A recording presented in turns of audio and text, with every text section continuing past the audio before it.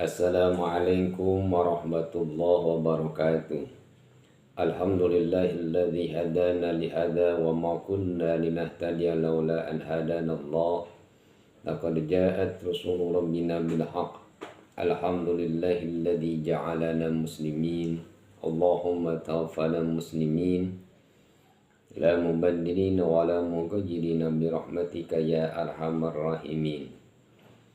Allahumma salli ala sayyidina Muhammadin al-fatihi li jami'il alamin wa syafi'il mudnibin wa qa'idil gurril muhajjalin wa ala alihi amhuril kamilin wa ashabihil hadin al-muhtadin ila yaumiddin. Pertama-tama marilah kita panjatkan puji syukur kehadirat Allah Subhanahu wa taala. Salawat salam semoga tercurah limpah ke baginda Adam Habibana wa Nabiyana Muhammad sallallahu alaihi wa alihi wasallam. Pada kesempatan yang berbahagia ini kami akan menyampaikan suatu maqalah yang ke pasal ke-41 yang berbunyi al-haqqu laisa bimuhjubin wa innamal muhjuba anta anin nadri ilaihi. Al-haq Allah Subhanahu wa ta'ala tiada terhijab oleh suatu apapun. Sebaliknya manusialah yang terhijab sehingga tidak dapat melihat adanya Allah Subhanahu wa ta'ala. Hadirin rahimakumullah, Allah itu pencipta. Hijab itu dicipta oleh Allah Subhanahu wa ta'ala. Jadi tidak mungkin hijab bisa menguasai Allah Subhanahu wa ta'ala. Karena hijab itu diciptakan oleh Allah, maka mustahil hijab itu bisa menguasai Allah Subhanahu wa ta'ala. Oleh karena itu, karena hijab Allah itu mustahil Allah terhijab. Karena hijab itu diciptakan oleh Allah Subhanahu wa ta'ala. Kan tetapi manusialah yang terhijab oleh nafsunya, nafsu keegoannya, nafsu keangkuhannya, nafsu keserakahannya. Jadi manusia sendiri yang terhijab tidak bisa melihat keagungan Allah Subhanahu wa ta'ala. Nafsu itu sifat hewan dan manusia itu adalah hewan, cuma ada bedanya. Kalau hewan secara umum hayawan ghairun natiq, tapi manusia adalah hayawanun natiq, hewan yang berakal. Pada dasarnya sifat hewan adalah sifat hewan itu pemarah, suka marah. Hewan itu pasti kalau ketemu orang yang tidak kenal pasti dia marah. Hewan itu suka berkelahi. Sifat hewan itu walaupun dengan temannya sendiri, walaupun dengan kakak dan adiknya sendiri, walaupun satu turunan, walaupun satu saudara, ketemu satu lawan satu sama lain, satu bangsa, satu hewan, sesama hewan akan berkelahi, apalagi dengan berbeda jenisnya. Karena itu sifat hewan. Hewan itu suka serakah. Kalau dikasih sesuatu, kita kasih makan, maka hewan itu tidak pernah mengasihi orang lain temannya, tidak pernah membahagiakan, memberikan sesuatu kepada orang tuanya, kepada saudaranya. Dia makan sendiri karena hewan punya sifat serakah. Hewan juga merasa paling kuat. Maka sifat manusia yang seperti itu adalah hewan. Tapi manusia itu diberi oleh Allah natiq, akal, supaya untuk membedakan antara hayawan ghairun natiq dan hewan yang natiq.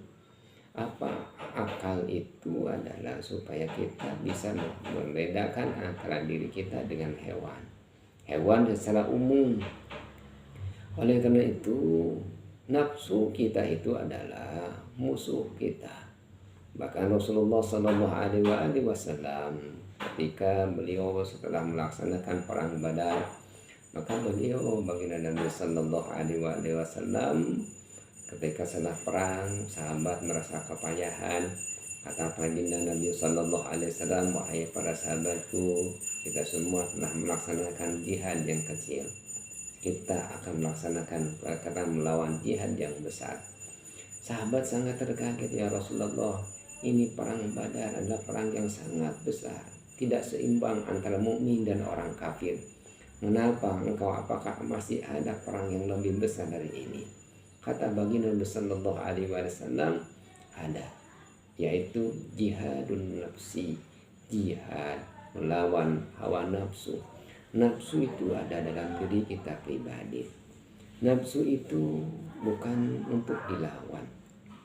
Kalau kita melawan nafsu, kita akan kalah. Dan kalau kita biarkan nafsu, kita akan ditunggangi oleh nafsu. Tapi nafsu itu adalah untuk dikendalikan.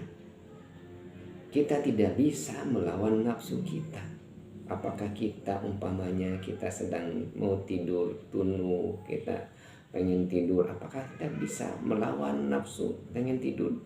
Itu tidak akan bisa. Tapi kita kendalikan bagaimana supaya kita dalam belajar tidak merasa capek. Kita kendalikan dengan tidur dulu, dengan melaksanakan dia terlalu capek, itu dikendalikan nafsunya, nih dikendalikannya. Hewan itu sebuas-buasnya harimau, segarang-garang harimau bisa dikendalikan oleh manusia yang lebih lemah daripada harimau. Sebesar-besarnya gajah bisa dikendalikan oleh manusia. Secepat-cepatnya kuda bisa dikendalikan oleh manusia, karena manusia bisa mengendalikan. Itu sifat hewani secara dohir, dan sifat hewani juga ada dalam diri kita pribadi yang harus dikendalikan oleh kita sendiri. Oleh karena itu kita harus bisa mengendalikan nafsu. Bagaimana caranya supaya kita bisa mengendalikan nafsu dalam diri kita? Konsepnya adalah dengan 3 cara. Yang pertama dengan mujahadah, yang kedua dengan riyadhah, dan yang ketiga dengan melaksanakan saum, puasa. Yang pertama, kita bisa mengendalikan nafsu kita dengan mujahadah. Artinya mujahadah itu dengan bersungguh-sungguh. Bagaimana cara kita melaksanakan mujahadah untuk melatih nafsu itu? Ulama membagi cara mujahadah bersungguh dalam ibadah itu dengan 3 kategori. Yang pertama dengan tahalli, yang kedua dengan tahalli, dan yang ketiga dengan tajalli. 3 konsep untuk mujahadah kita mendekatkan diri kepada Allah Subhanahu wa Ta'ala ini adalah cara kita untuk mengendalikan nafsu kita. Bagaimana nafsu kita supaya terkendali? Maka kita harus bisa mentakhallikan diri. Apa artinya mentakhallikan diri? Adalah mengosongkan diri dari sifat-sifat yang tercela. Mengosongkan diri dari sifat-sifat yang menjadi penyakit hati. Sifat angkuh, sikap takabur, sikap ujub, ria. Karena sesuatu yang ada dalam penyakit hati itu yang bisa mengakibatkan kita masuk ke neraka. Kita masuk surga, kita punya penyakit di dunia itu dengan penyakit tadinya diabetes, penyakit jantung, lalu kita meninggal, tidak mungkin memasukkan kita ke neraka. Tapi penyakit hati akan mengakibatkan kita masuk ke neraka. Penyakit hati itu banyak ya, di antara takabur, takhalli, bersihkan diri kita dengan taubat, membersihkan diri dengan membanyakkan istighfar. Istaghfiru rabbakum innahu kana ghaffara. Beristighfarlah, minta ampunlah kepada Tuhanmu. Tuhanmu adalah zat yang maha pengampun pada segala dosa kita. Jadi yang pertama, sebelum kita melaksanakan tingkatan mujahadah itu sungguh-sungguh dalam melaksanakan ibadah, kita harus takhalli dulu, membersihkan dulu. Kalau dalam ibadah kita, dalam keseharian kita mandi dulu. Kalau dalam bahasa agama taubat. Taubat itu bukan istighfar. Istighfar itu adalah berwedak, berhias itu istighfar. Tapi taubat itu adalah mandi. Orang yang taubat tidak mungkin, kecil kemungkinan untuk melaksanakan memperbuat dosa karena sudah tobat. Bagaikan orang sudah mandi, kecil kemungkinan berbuat kotoran. Mengapa kita masih berbuat kotor? Mengapa kita masih berbuat dosa? Karena kita belum mandi. Mengapa kita belum berbuat dosa? Karena kita belum tobat. Orang yang tobat, benar-benar tobat itu untuk berbuat dosa mikir 7 kali. Memikir karena takut, karena itu sudah bersih. Karena orang yang sudah tobat itu ibarat baju putih. Kalau satu noda tertik akan kelihatan kotornya. Beda dengan noda hitam, tidak terlihat. Bedanya seperti itu. Oleh itu untuk membina nafsu itu dengan mujahadah itu yang pertama dengan takhalli. Bersihkan diri kita itu dengan memperbanyak tobat kepada Allah Subhanahu wa taala. Caranya dengan beristighfar. Istaghfiru rabbakum innahu kana ghafar. Perbanyaklah istighfar karena laisal kabair mal istighfar walas saghair mal istimrar. Tidak ada dosa kecil kalau dosa besar kalau beristighfar sama banyak beristighfar, dan tidak ada dosa kecil kalau terus dilakukan terus-terusan maka menjadi besar. Jadi yang pertama mujahidah itu dengan melaksanakan takhalli, mengosongkan diri dengan tobat kepada Allah Subhanahu wa taala. Yang kedua dengan tahalli, artinya dengan menghias diri. Dengan apa menghias diri itu? Menghias diri itu dengan amal soleh. Perbanyaklah sholat sunnah selain sholat wajib. Perbanyaklah sholat puasa sunat selain puasa wajib.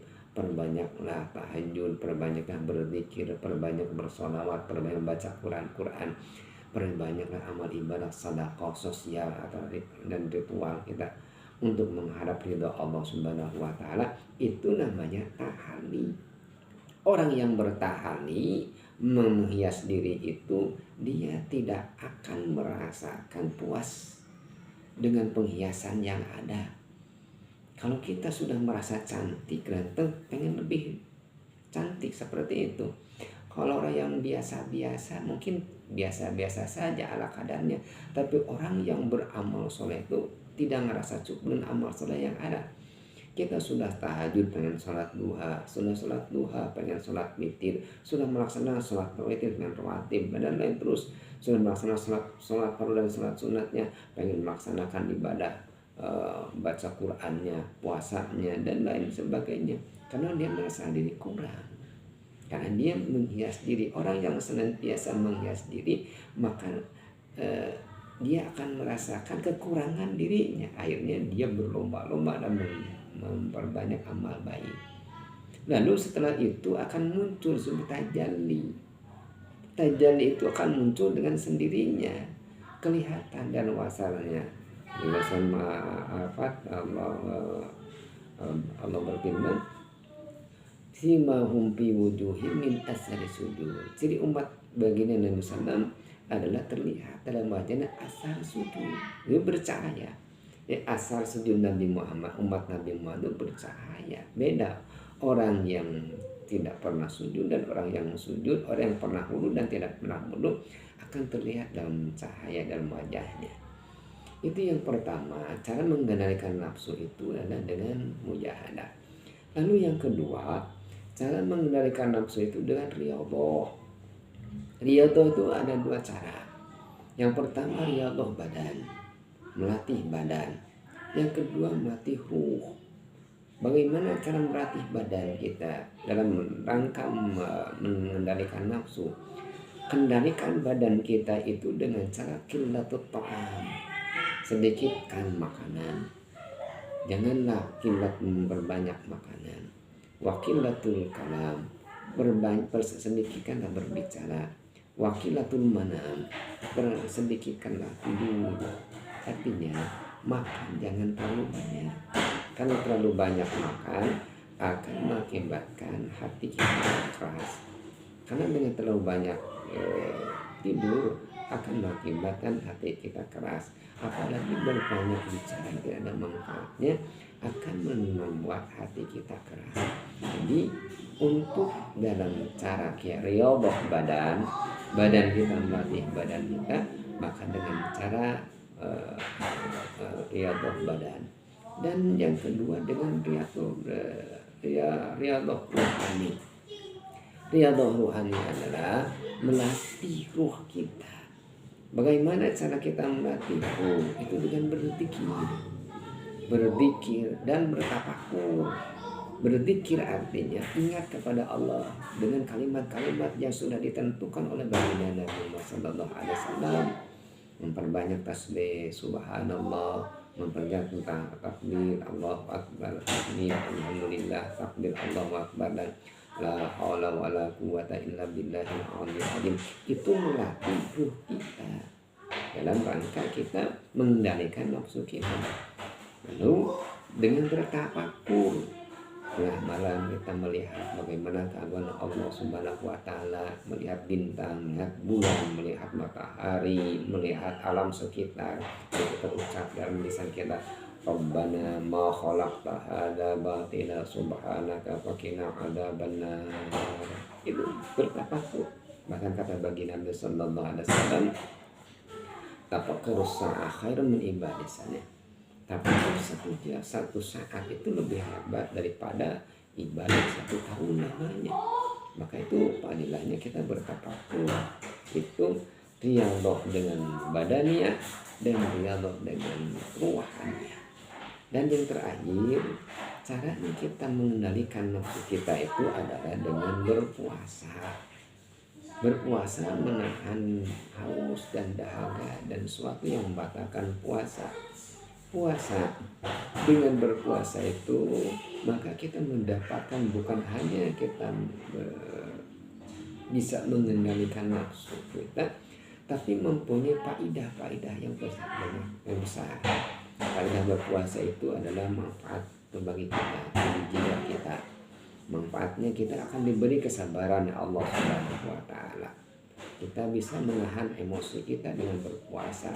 Kita bisa menahan keluh kesah nafsu min alamil bawah, bisa menahan nafsu kita dari sakitnya bala. Itu dengan kita berpuasa. Sudah itu kemanfaatan dari puasa itu juga kita secara sosial ada. Kedua ada manfaat sosial. Kita akan merasakan bagaimana kita merasakan lapar. Orang lain lapar, kita akan merasa simpati kepada orang lain yang lapar. Kita lapar disengaja, padahal kita punya uang. Orang lain itu laparnya tidak disengaja. Kita lapar tidak disengaja, orang lain itu disengaja. Kita lapar itu karena masih punya uang, bisa makan, tapi orang lain lapar itu karena dia tidak punya uang. Sehingga kita dengan berpuasa akan merasa jiwa kita terpanggil untuk membantu orang lain. Maka manfaat puasa itu akan manfaatnya sosial, akan menyantuni orang lain, memperhatikan orang lain, mengasihi orang lain. Begitu juga manfaat puasa itu dalam kesehatan. Kata baginda sallallahu alaihi wasallam, sumu tasihu, berpuasalah kamu akan diberi kesehatan oleh Allah Subhanahu wa taala. Jadi dalam berpuasa selain kita bisa mengendalikan nafsu, juga sosialnya kita dapat, jiwanya kita bersih, dan rohani kesehatan pun kita diberikan kesehatan Allah Subhanahu wa taala. Jadi makulah yang kita bahas sekarang itu bagaimana kita mengendalikan nafsu kita. Nafsu kita itu diibaratkan hewan. Hewan itu puas, hewan itu galak, hewan itu suka berkelahi. Jangan ada sifat hewan yang ada dalam diri kita pribadi. Oleh itu nafsu bukan untuk dibunuh, tapi nafsu harus dikendalikan. Kalau nafsu tidak dikendalikan, maka nafsu akan menunggangi kita. Oleh itu kenapa kita tidak bisa melihat keagungan Allah Subhanahu wa taala? Karena Allah Maha melihat al-zahir, Maha nampak. Allah itu bagi orang-orang yang ma'rifat Allah hadir, tapi bagi kita Allah tidak hadir. Kenapa? Karena Allah terhalang, terhijab. Hijabnya apa? Nafsu, keangkuhan kita, keegoan kita,